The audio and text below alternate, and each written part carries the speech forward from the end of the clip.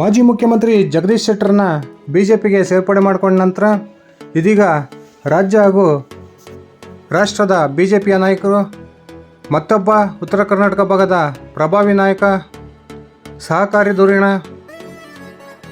ಲಕ್ಷ್ಮಣ ಸವದಿ ಅವರನ್ನು ಬಿಜೆಪಿ ಪಕ್ಷಕ್ಕೆ ಸೆಳೆಯಬೇಕಂತ ಅತ್ಯಂತ ದೊಡ್ಡ ಪ್ರಯತ್ನದಲ್ಲಿ ಕೈ ಹಾಕಿರ್ತಕ್ಕಂಥ ಈ ಸಂದರ್ಭದಲ್ಲಿಯೇ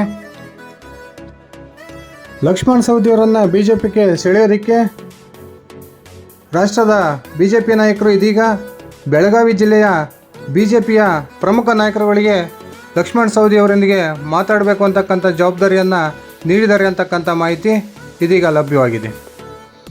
BY ವಿಜಯೇಂದ್ರ ರಾಜ್ಯದ ಬಿಜೆಪಿ ಅಧ್ಯಕ್ಷನಾದ ನಂತರ ಕಳೆದ ವಿಧಾನಸಭಾ ಚುನಾವಣೆಯಲ್ಲಿ ಬಿಜೆಪಿಯೊಂದಿಗೆ ಮುನಿಸಿಕೊಂಡು ಪಕ್ಷವನ್ನು ತೊರೆದು ಹೋಗಿರ್ತಕ್ಕಂಥ ಎಲ್ಲ ನಾಯಕರನ್ನು ಸಂಪರ್ಕ ಮಾಡೋದ್ರ ಮೂಲಕ ಮತ್ತೊಮ್ಮೆ ಅವ್ರನ್ನೆಲ್ಲ ಬಿಜೆಪಿಗೆ ಮರು ಸೇರ್ಪಡೆ ಮಾಡಿಕೊಂಡು ಆ ಮೂಲಕ ಮುಂಬರ್ತಕ್ಕಂಥ ಲೋಕಸಭಾ ಚುನಾವಣೆಯಲ್ಲಿ ಅತಿ ಹೆಚ್ಚು ಸ್ಥಾನಗಳನ್ನು ಕರ್ನಾಟಕ ರಾಜ್ಯದಿಂದ ಬಿಜೆಪಿಯ ಸಂಸದರನ್ನು ಆಯ್ಕೆ ಮಾಡಬೇಕು ಅಂತಕ್ಕಂಥ ಉದ್ದೇಶಕ್ಕೆ ಇದೀಗ ಚಾಲನೆಯನ್ನು ಕೊಟ್ಟಿದ್ದಾರೆ.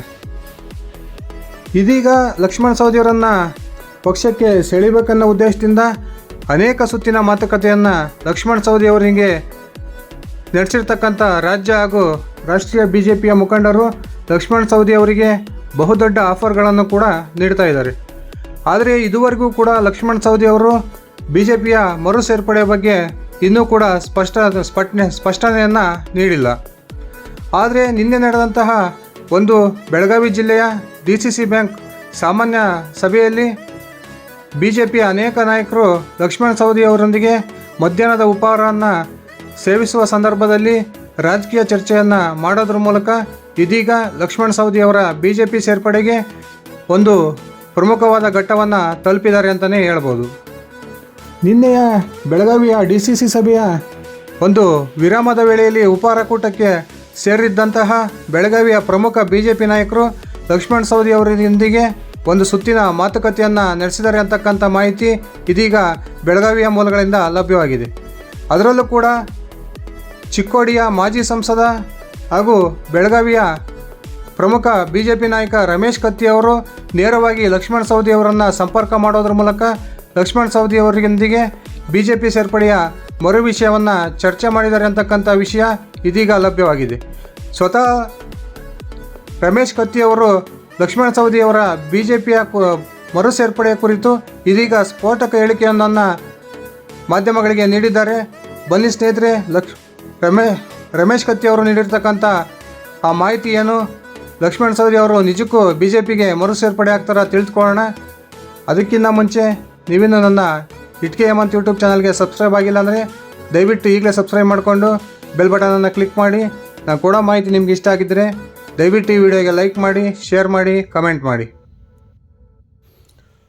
ಹೌದು, ನಿನ್ನೆ ಮಾಧ್ಯಮಗಳು ಕೇಳಿದಂತಹ ಪ್ರಶ್ನೆಗೆ ರಮೇಶ್ ಕತ್ತಿ ಅವರು ತಾವು ಲಕ್ಷ್ಮಣ ಸವದಿ ಅವರನ್ನು ಬಿಜೆಪಿ ಪಕ್ಷಕ್ಕೆ ಮರು ಸೇರ್ಪಡೆ ಮಾಡ್ಕೊಳ್ಳೋ ಪ್ರಯತ್ನದಲ್ಲಿ ನಿಮ್ಮ ಒಂದು ಪ್ರಯತ್ನವೂ ಇದೆಯಾ ಅಂತಕ್ಕಂಥ ಪ್ರಶ್ನೆಯನ್ನು ಮಾಧ್ಯಮಗಳು ರಮೇಶ್ ಕತ್ತಿ ಅವರಿಗೆ ಕೇಳಿದ್ವು. ಈ ಸಂದರ್ಭದಲ್ಲಿ ಹೌದು, ನಾನು ಮೊದಲು ಜಗದೀಶ್ ಶೆಟ್ಟರ್ ಕಡೆಯಿಂದ ಬರ್ತೀನಿ. ಜಗದೀಶ್ ಶೆಟ್ಟರ್ ಅವರು ಕೇವಲ 9 ತಿಂಗಳಲ್ಲಿ ಕಾಂಗ್ರೆಸ್ನಲ್ಲಿ ಇರಲಾರ್ದೆ ಯಾವ ರೀತಿ ವಾಪಸ್ ಬಂದರು, ಲಕ್ಷ್ಮಣ ಸವದಿ ಅವರ DNA ಕೂಡ ಬಿಜೆಪಿ ಆಗಿದೆ. ಅವರು ಮೊದಲಿಂದನೂ ಕೂಡ ಬಿಜೆಪಿಯಲ್ಲ ಸಂಪರ್ಕದಲ್ಲಿ ಇದ್ದಂಥವರು. ಆ ನಿಟ್ಟಿನಲ್ಲಿ ನನ್ನ ಪ್ರಯತ್ನ ಕೂಡ ಲಕ್ಷ್ಮಣ ಸವದಿ ಅವರನ್ನು ಬಿಜೆಪಿ ಪಕ್ಷಕ್ಕೆ ಸೇರ್ಪಡೆ ಮಾಡಿಕೊಳ್ಳೋದ್ರಲ್ಲಿ ನಾನು ಕೂಡ ಪ್ರಾಮಾಣಿಕ ಪ್ರಯತ್ನವನ್ನು ಮಾಡ್ತಾಯಿದ್ದೀನಿ. ಈಗಾಗಲೇ ಲಕ್ಷ್ಮಣ ಸವದಿ ಅವರೊಂದಿಗೆ ಅನೇಕ ಸುತ್ತಿನ ಮಾತುಕತೆಗಳನ್ನು ನಾನು ಪೂರ್ಣಗೊಳಿಸಿದ್ದೀನಿ ಅಂತಕ್ಕಂಥ ಸ್ಫೋಟಕ ಮಾಹಿತಿಯನ್ನು ಹೇಳೋದ್ರ ಮೂಲಕ ಇದೀಗ ಲಕ್ಷ್ಮಣ ಸವದಿ ಅವರು ಮತ್ತೊಮ್ಮೆ ಬಿಜೆಪಿಗೆ ಸೇರ್ಪಡೆ ಆಗ್ತಾರೆ ಅಂತಕ್ಕಂಥ ಮಾತಿಗೆ ದೊಡ್ಡ ಒಂದು ಪುಷ್ಟಿ ಬಂದಂತಾಗಿದೆ. ಅದೇ ರೀತಿ ಚಿಕ್ಕೋಡಿಯ ಹಾಲಿ ಸಂಸದ ಅಣ್ಣಾ ಸಾಹೇಬ್ ಜೊಲ್ಲೆ ಕೂಡ ಮಾಧ್ಯಮದವರೊಂದಿಗೆ ಮಾತನಾಡಿ ಲಕ್ಷ್ಮಣ ಸವದಿ ಅವರ ಬಿಜೆಪಿ ಸೇರ್ಪಡೆ ವಿಚಾರವನ್ನು ರಾಜ್ಯದ ಹಾಗೂ ರಾಷ್ಟ್ರದ ಬಿಜೆಪಿ ವರಿಷ್ಠರು ನೋಡ್ಕೊಳ್ತಾರೆ. ನಾವು ಕೂಡ ಬೆಳಗಾವಿಯ ಎಲ್ಲ ಪ್ರಮುಖರು ಲಕ್ಷ್ಮಣ ಸವದಿ ಅವರನ್ನು ಭಾರತೀಯ ಜನತಾ ಪಕ್ಷಕ್ಕೆ ವಾಪಸ್ ಬರಬೇಕು ಅಂತಕ್ಕಂಥ ಒತ್ತಾಯವನ್ನು ನಾವು ಮಾಡಿದ್ದೀವಿ. ಈ ಒಂದು ಒತ್ತಾಯಕ್ಕೆ ಲಕ್ಷ್ಮಣ ಸವದಿ ಅವರು ಸಕಾರಾತ್ಮಕವಾಗಿ ಸ್ಪಂದನೆ ಮಾಡಿದ್ದಾರೆ ಅಂತಕ್ಕಂಥ ಮಾಹಿತಿಯನ್ನು ಕೂಡ ಬಿಚ್ಚಿಟ್ಟಿದ್ದಾರೆ. ಉತ್ತರ ಕರ್ನಾಟಕ ಭಾಗದ ಅತ್ಯಂತ ಪ್ರಭಾವಿ ಲಿಂಗಾಯತ ನಾಯಕನಾಗಿರ್ತಕ್ಕಂಥ, ಅದರಲ್ಲೂ ಕೂಡ ಸಹಕಾರಿ ಸಂಸ್ಥೆಗಳಲ್ಲಿ ದೊಡ್ಡ ಹೆಸರನ್ನು ಮಾಡಿರ್ತಕ್ಕಂಥ ಲಕ್ಷ್ಮಣ ಸವದಿ ಅವರನ್ನು BJP ಪಕ್ಷಕ್ಕೆ ಸೇರ್ಪಡೆ ಮಾಡೋದ್ರ ಮೂಲಕ ಮತ್ತೊಮ್ಮೆ ಉತ್ತರ ಕರ್ನಾಟಕ ಭಾಗದಲ್ಲಿ ಕಳೆದ ವಿಧಾನಸಭಾ ಚುನಾವಣೆಯಲ್ಲಿ ಕೈತಪ್ಪಿ ಹೋಗಿರ್ತಕ್ಕಂಥ ಲಿಂಗಾಯತ ಮತಗಳನ್ನು ಮತ್ತೊಮ್ಮೆ ಸೆಳೆಯತಕ್ಕಂಥ ಪ್ರಯತ್ನಕ್ಕೆ BJPಯ ವರಿಷ್ಠರು ಇದೀಗ ಕೈ ಹಾಕಿದ್ದಾರೆ.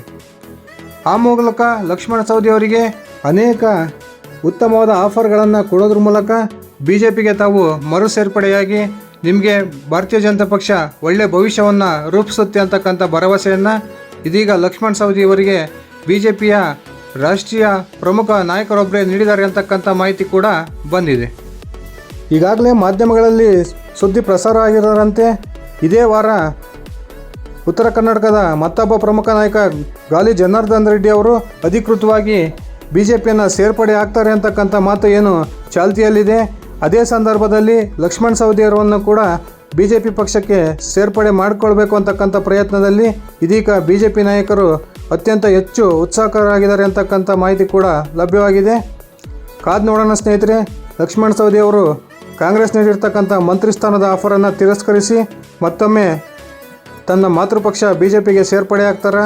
ಆ ಮೂಲಕ ಮುಂಬರುವ ಲೋಕಸಭಾ ಚುನಾವಣೆಯಲ್ಲಿ ಉತ್ತರ ಕರ್ನಾಟಕ ಭಾಗದಲ್ಲಿ ಕಾಂಗ್ರೆಸ್ಗೆ ಬಹುದೊಡ್ಡ ಹೊಡೆತವನ್ನು ಲಕ್ಷ್ಮಣ ಸವದಿ ಹಾಗೂ ಜಗದೀಶ್ ಶೆಟ್ಟರ್ ಅವರ ಜೋಡಿ ನೀಡುತ್ತಾ, ಅಥವಾ BJP ಕೊಟ್ಟಿರ್ತಕ್ಕಂಥ ಆಫರನ್ನು ತಿರಸ್ಕರಿಸಿ ತಾನು ಈಗಾಗಲೇ ಏನು ಕಾಂಗ್ರೆಸ್ನ ಶಾಸಕನಾಗಿದ್ದೀನಿ ಅದೇ ಒಂದು ಸ್ಥಾನದಲ್ಲಿ ನಾನು ಮುಂದುವರಿತೀನಿ ಅಂತಕ್ಕಂಥ ಹೇಳಿಕೆಯನ್ನು ಲಕ್ಷ್ಮಣ ಸವದಿ ಅವರು ಕೊಡ್ತಾರಾ? ಇದೆಲ್ಲ ಒಂದು ಪ್ರಶ್ನೆಗಳಿಗೆ ಇನ್ನೇನು 2-3 ದಿನಗಳಲ್ಲಿ ಸ್ಪಷ್ಟ ಉತ್ತರ ಸಿಗೋದಿದೆ. ಇದಿಷ್ಟಾಗಿತ್ತು ಸ್ನೇಹಿತರೆ ನನ್ನ ಇವತ್ತಿನ ವಿಡಿಯೋ. ಲಕ್ಷ್ಮಣ ಸವದಿ ಅವರು ಭಾರತೀಯ ಜನತಾ ಪಕ್ಷಕ್ಕೆ ಮರು ಸೇರ್ಪಡೆ ಆಗಬೇಕಾ ಬೇಡವಾ? ನಿಮ್ಮ ವೈಯಕ್ತಿಕ ಅಭಿಪ್ರಾಯ ಏನಿದೆ ದಯವಿಟ್ಟು ಕಮೆಂಟ್ ಮಾಡಿ. ಧನ್ಯವಾದಗಳು. ಶುಭ ದಿನ.